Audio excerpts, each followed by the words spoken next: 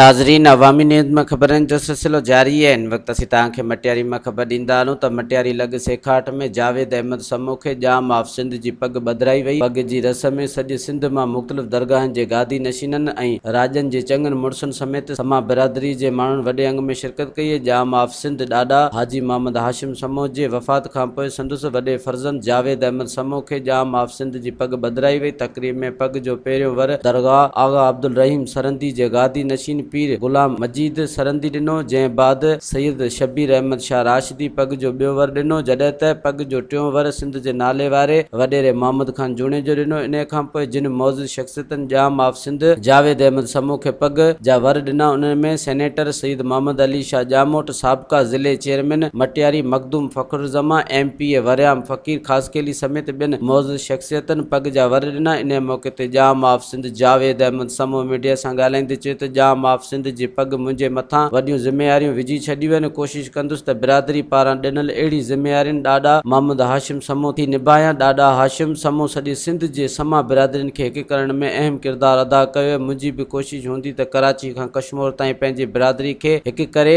गॾु खणी हलां। मज़ीद खबरों और तफसीलात के लिए विजिट करें हमारी वेबसाइट www.awamiNewsHD.com।